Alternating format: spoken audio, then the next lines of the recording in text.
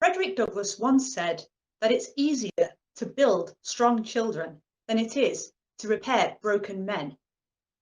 In my research, I propose that one way of achieving this is by increasing the role of philosophy in our lives.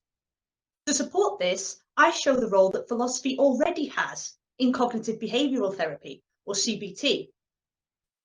In my presentation slide, you see the cycle of CBT, according to which thoughts, feelings, and behaviours influence each other.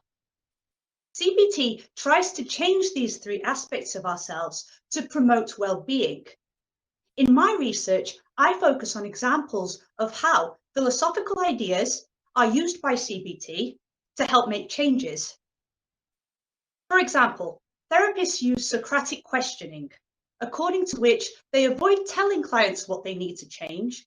Instead, they ask the clients guided questions so that they discover their own answers for themselves.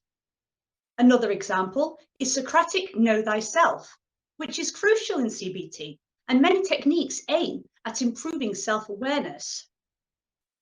Even more important than Socrates in CBT are the Stoics.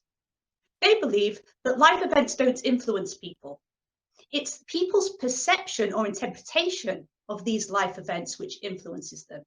Similarly, therapists often use the example of glasses with coloured lenses, which represent the lenses of negativity, which often lead to anxiety and depression. There are many more examples like these in my research, including Aristotle and the impact that people's values have on their well-being. In other words, what they consider important. But right now, I want to turn to another point that I make in my research, which is, if we use philosophy to cure mental illness, why not use philosophy to prevent it? We use philosophy to make changes in people's thoughts, feelings, and behaviours. In other words, we use philosophy to reconstruct people. So why not use philosophy to construct people to begin with, instead of waiting for them to become emotionally unwell? My research then looks at ways of attempting this, for example, by increasing philosophy in early education. I examine previous attempts and I make recommendations for future ones.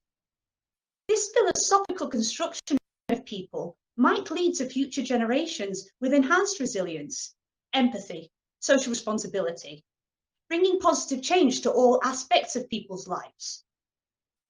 The conclusion of my research is that we need to reconsider the role of philosophy in our lives, bearing in mind that it's easier to build strong children than it is to repair broken men. Thank you.